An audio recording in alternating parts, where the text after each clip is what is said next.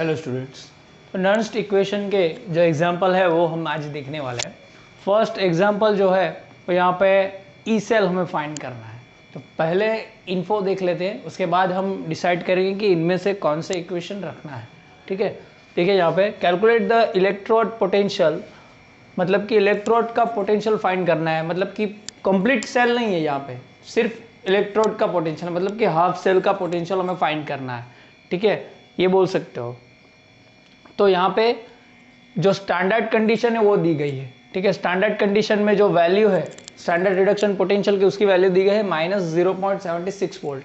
ठीक है, a zinc rod is dipped in 0.1 mole solution of zinc sulphate. अब zinc rod जो है, अब आपको मालूम है कि एनोड पे जिंक रॉड की, मेटल की रॉड जो होगी इलेक्ट्रोड, वो क्या करेगा, सॉल्यूशन में डिप्ड होगा, मतलब कि ZnSO4 सॉल्यूशन है।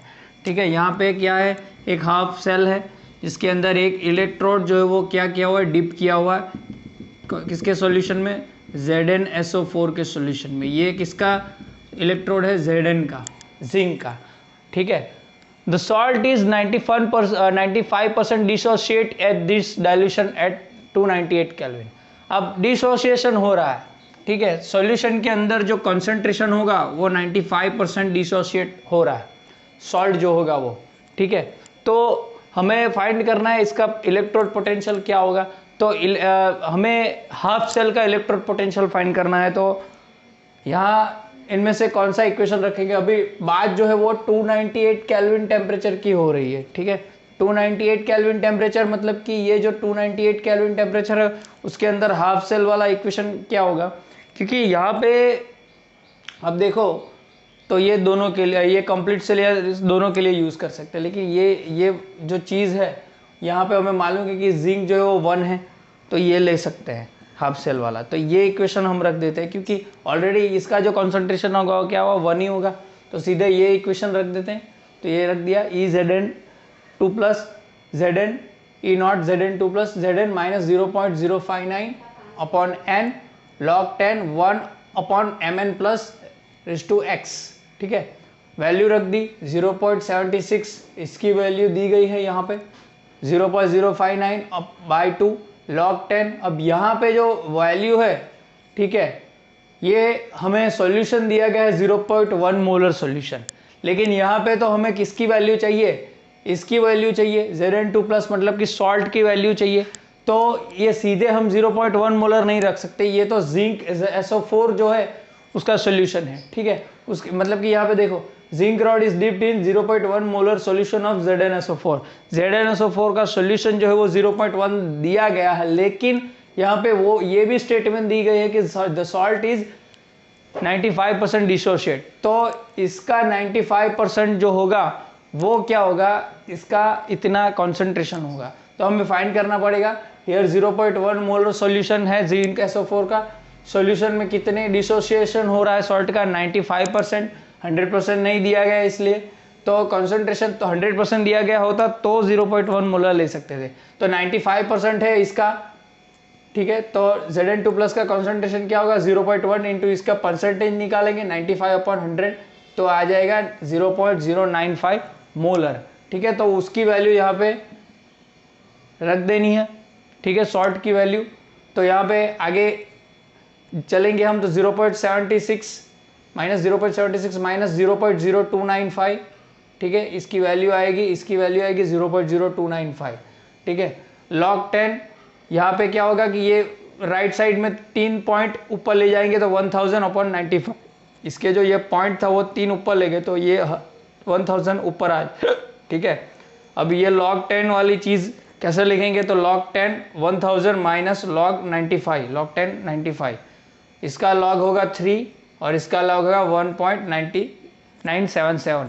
ठीक है, इसका कैलकुलेशन करेंगे तो आ जाएगा 0.7921 वोल्ट्स। ठीक है, तो ये तो सिंपल था। आगे दूसरे एग्जाम्पल भी देखते हैं, पार्ट 2 में एक दूसरा एग्जाम्पल लेके आऊँगा। इसमें कोई क्लियरेंस ना हो तो पूछ लीजिएगा। सीधे कैलकुलेशन पहले क्यों की गई, क्योंकि जैसे वीडियो कम होगा उतनी ही साइज़ कम होगी, इसी वजह से ऐसा करना पड़ता है। ठीक है, अगर इसमें कोई प्रॉब्लम हो या समझ नहीं आया हो तो आप मुझे पूछ सकते हो। ठीक है, अगले पार्ट में अगला एग्जाम्पल लेके आऊँगा। ओके। पढ़ते रहिए। तो ये सेकंड एग्जांपल है।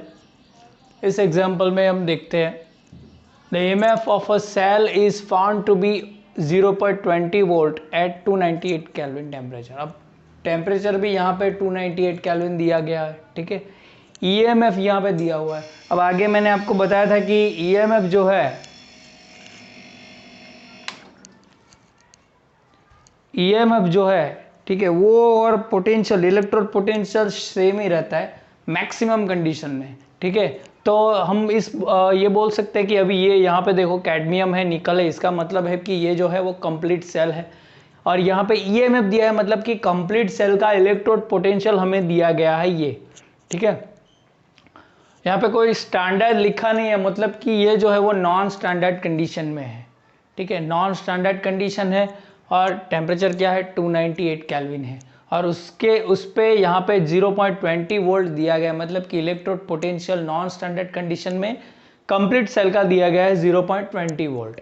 ओके, यहाँ पे सेल दिया गया है। यहाँ पे देखिए कैडमियम का क्या हो रहा है, कैडमियम 2+ बन रहा है, ठीक है, मतलब कि कैडमियम का ऑक्सीडेशन होगा, बीच में क्या है सॉल्ट ब्रिज होगा Ni2+ का, और Na हो रहा है, मतलब कि इसका रिडक्शन होगा, देखते ही पता चल जाता है। और ऐसे भी जो एनोड होगा वो लेफ्ट साइड में भी लिखा जाएगा और कैथोड होगा वो राइट साइड में ही लिखा जाएगा, ठीक है। तो आप ऐसे भी देख के बोल सकते हो। What is the molar concentration of Cd2+ ions in the solution. अब यहाँ पे देखो निकल का जो कॉन्सेंट्रेशन है वो दिया है, यहाँ पे क्वेश्चन मार्क दिया गया है कि कैडमियम का जो है कॉन्सेंट्रेशन हमें फाइंड करना है। ओके, यहाँ पे हमें स्टैंडर्ड पोटेंशियल दिया गया है, रिडक्शन पोटेंशियल दोनों के, -0.40 वोल्ट एंड -0.25 वोल्ट, ठीक है। तो यहाँ पे फर्स्ट ऑफ ऑल हम रिएक्शन लिख लेते हैं। अभी यहाँ पे तो मानेंगे वही चीज़ है कि कैडमियम ज़्यादा रिएक्टिव है बोल सकते हैं, इसलिए इसका ऑक्सीडेशन है, ठीक है, वो तो चीज़ जैसे ही पता चल जाती है। यहाँ पे रिएक्शन में क्या होगा, कैडमियम का ऑक्सीडेशन होगा Cd2+ में, और निकल का क्या होगा, रिडक्शन होगा Ni2 में, ठीक है। तो यहाँ पे ऑक्सीडेशन और ये रिडक्शन। ओके, अब ये तो इन दोनों का इलेक्ट्रोड पोटेंशियल हमें स्टैंडर्ड दे दिया गया है और ये नॉन स्टैंडर्ड कंडीशन में दे दिया गया है। और कंप्लीट सेल की बात हो रही है तो इक्वेशन कौन सा रखेंगे, कंप्लीट सेल वाला इन नॉन स्टैंडर्ड कंडीशन, ठीक है, वो रखेंगे, क्योंकि हमें ये फाइंड करना है।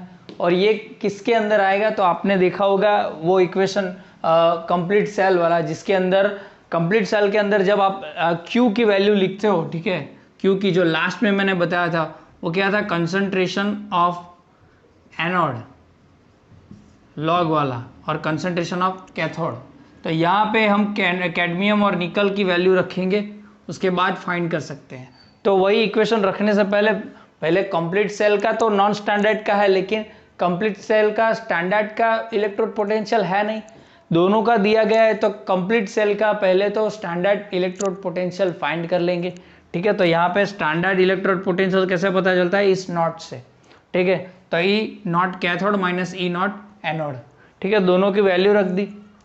तो यहाँ पे 0.25 कैथोड वाली चीज़, मतलब कि इसकी निकल वाली, ठीक है, ये, और कैथोड वाली ये 0.40, दोनों की रख दी, माइनस है तो फिर इक्वेशन का वैल्यू आ गई 0.15 वोल्ट, ठीक है। तो हमें स्टैंडर्ड कंप्लीट सेल का इलेक्ट्रोड पोटेंशियल मिल गया 0.15 वोल्ट, ठीक है। तो सीधा इक्वेशन रख देंगे, E cell complete equation at 298 cell, complete cell equation at 298 kelvin, complete cell वाला, E cell is equal to E0 cell minus 0.059/2। अभी इसकी वैल्यू डायरेक्ट आप लिखोगे 0.295 तो भी चलेगा, ठीक है।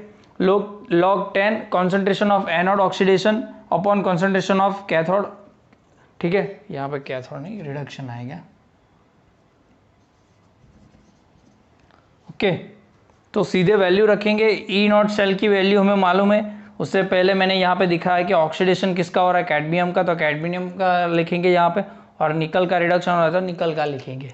अब दोनों के कॉन्सेंट्रेशन जो है वो लिखेंगे। अब किसी को ऐसा लगे कि यहाँ पे CD क्यों लिखा, Cd2+ क्यों नहीं लिखा, क्योंकि यहाँ पे Cd2+ ही लिखना पड़ेगा। CD लिखेंगे तो वो तो क्या हो जाएगा, सॉलिड में हो जाएगा, सॉलिड का कॉन्सेंट्रेशन कितना होता है, 1 होता है, लेकिन वो तो इलेक्ट्रोड में आता है, ये तो कंप्लीट सेल वाला है, मतलब कि दोनों के आयन ही लिखने पड़ेंगे, ठीक है, इसका ऑक्सीडेशन हो रहा है और इसका रिडक्शन हुआ, ठीक है। तो दोनों के कॉन्सेंट्रेशन वो 2+ वाले मतलब कि चार्ज आयन ही लिखने पड़ेंगे यहाँ पे।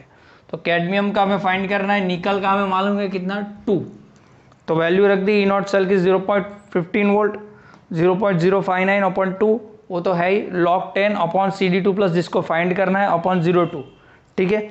इतनी वैल्यू रख दी 0.20, ये EMF इज इक्वल टू क्या है, इलेक्ट्रोड पोटेंशियल कंप्लीट सेल का, ठीक है। ये यहाँ पे लिखा हुआ है। अब 0.15 को क्या करेंगे, इस साइड पे ले आएंगे, तो ये लेके आ गए, ठीक है। इसकी वैल्यू रख दी माइनस, ये माइनस है आगे, तो ये दोनों का जो भी कैलकुलेट होगा वो यहाँ पे रख दिया।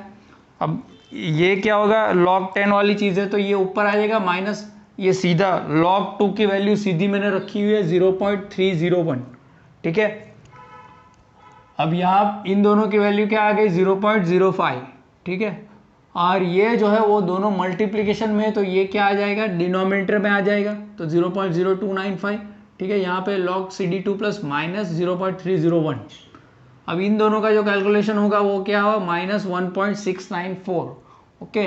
अब क्या होगा, ये log CD2+ ऐसे ही रहेगा, इसको हम यहाँ पे ले आएंगे, तो अगर इसको यहाँ पे ले आएंगे तो ये माइनस पॉजिटिव हो जाएगा, तो वो 1.694 प्लस 0.301, ये log CD2+ ऐसे ही रहेगा, वैल्यू आ गए 1.393, ठीक है। और ये log CD2+, तो ये क्या हो जाएगा, यहाँ पे आ जाएगा तो एंटी लॉग हो जाएगा, एंटी लॉग इसका फाइंड करना है -1.393 इज इक्वल टू CD2+, तो वैल्यू आ जाएगी 0.040, ठीक है। तो ये कॉन्सेंट्रेशन जो है वो क्या होगा, CD2+ का होगा यहाँ पे, ओके। तो ये इक्वेशन से आप ऐसा नहीं है कि इसकी वैल्यू फाइंड कर सकते हो, इसकी वैल्यू फाइंड कर सकते हो, हमने इसकी वैल्यू फाइंड की तो हम इसकी भी वैल्यू फाइंड कर सकते हैं। अगर आप ये वैल्यू लोगे 0.04, अगर इसका फाइंड करोगे तो इसका भी क्या मिल जाएगा, 2 ही मिलेगा, ठीक है, क्लियर। तो इसके बाद के जो होमवर्क है एग्जाम्पल वो मैं दे दूंगा। ये एक टफ क्वेश्चन था जो आपको क्लियर आउट कराना ज़रूरी था, बाकी तो सब सिंपल है, इक्वेशन रखना है और वैल्यू फाइंड करनी है। अगर इसके रिगार्डिंग कोई क्वेश्चन होगा तो आप मुझे पूछ सकते हो। पढ़ते रहिए, बाय।